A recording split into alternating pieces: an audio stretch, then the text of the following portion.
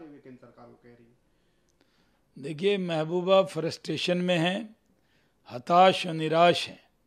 जब व्यक्ति हताश और निराश होता है तो इसी तरह की भाषा बोलने लगता है। उनको मनमोहन सिंह और कांग्रेस की सरकार सेकुलर लगती थी, तब उनको ये देश सेकुलर डेमोक्रेटिक लगता था। आज उनको ये देश सांप्रदायिक लगने लगा है।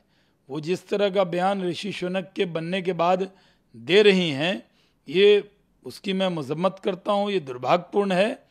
ये मानकर चलना चाहिए कि आज भी जितनी माइनॉरिटीज़ को हक और हकूक़ भारत में मिले हुए हैं, दुनिया में इसकी कोई मिसाल नहीं है। साथ में महबूबा अब धमकी पे भी उतर आई हैं। जो छीना गया है वो सूद सहित लेंगे। कुछ छीना नहीं गया है, बल्कि जम्मू कश्मीर के लोगों को दिया गया है। जो धारा 370 रहते जो आज़ादी नहीं मिली थी, वहाँ के गुजर वक्कलवाड़ को, वहाँ के पहाड़ी को, वहाँ के वो लोग जो रिफ्यूजी जो पाकिस्तान से जो आए थे, उनको वोटिंग राइट्स नहीं था। वहाँ के जो अनुसूचित जाति जनजाति समाज के लोग थे, उनको सबको हक मिला हुआ है। और जो हक उन लोगों ने छीना था, आज महबूबा बड़ी बड़ी बात कर रही हैं। तो उनसे मैं पूछना चाहता हूँ कि बहुत ऋषि सुनक के बनने के बाद आपको अल्पसंख्यक को प्रधानमंत्री बनाना चाहिए, तो क्या किसी रिलीजियस माइनॉरिटीज़ का जो व्यक्ति हो जम्मू कश्मीर का, जो क्योंकि वहाँ तो हिंदू समाज के लोग माइनॉरिटी में हैं, उनको इस बार मुख्यमंत्री पीडीपी से घोषित करेंगी क्या? या वो ये मांग करेंगी कि मुख्यमंत्री माइनॉरिटी का होना चाहिए? सिर्फ भाषण देने से काम नहीं चलेगा, सिर्फ बयान देने से काम नहीं चलेगा। आप बताइए, क्या आप माइनॉरिटी को वो हक देंगे जो हक आज तक जम्मू कश्मीर में नहीं मिला? सर, महबूबा लेकर के भी देखिए, कुल हिंद मजलिस इत्तेहादुल मुस्लिमीन के सदर असदुद्दीन ओवैसी साहब जानबूझकर इस तरह का बयान दे रहे हैं। ओवैसी साहब को सबसे ज़्यादा दुख हो गया है ऋषि सुनक के बनने से। उनको लगता है कि कोई हिंदू कम्युनिटी का, जो हिंदू रिलीजन को मानने वाला व्यक्ति इंग्लैंड का प्रधानमंत्री कैसे हो गया, वहाँ का प्राइम मिनिस्टर कैसे हो गया। इसको निकालने के लिए वो कुछ से कुछ बयान दे रहे हैं।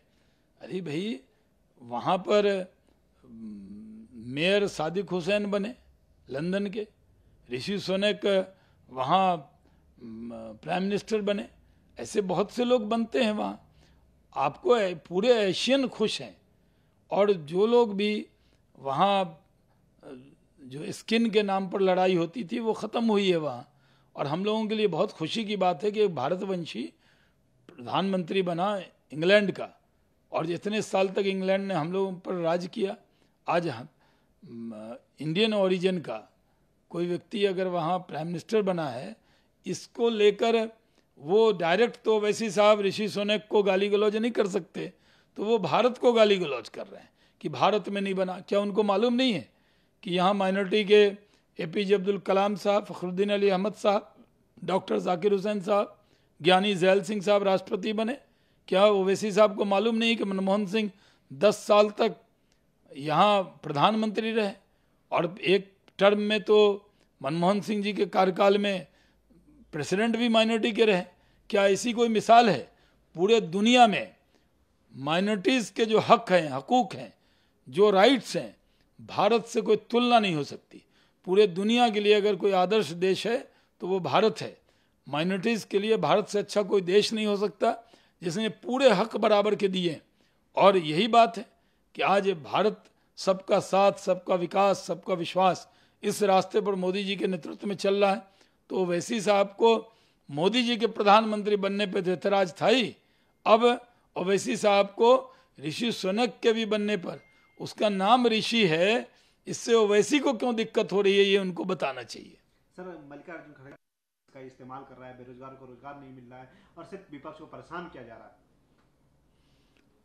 देखिए, मल्लिकार्जुन खड़गे साहब अध्यक्ष बने हैं, अभी जिन उनको जो कहा जा रहा है वो बोले जा रहे हैं।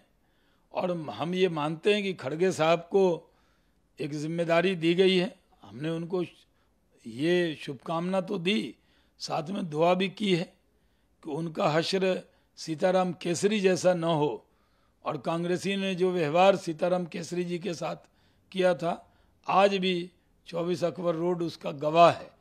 और वही कमरा जिसमें वो बैठे हैं, उसमें केसरी जी बैठे थे, वो पल भी खड़गे साहब को याद होगा। तो वो बयान दे रहे हैं और बयान देना उनका फर्ज है, जिम्मेदारी है।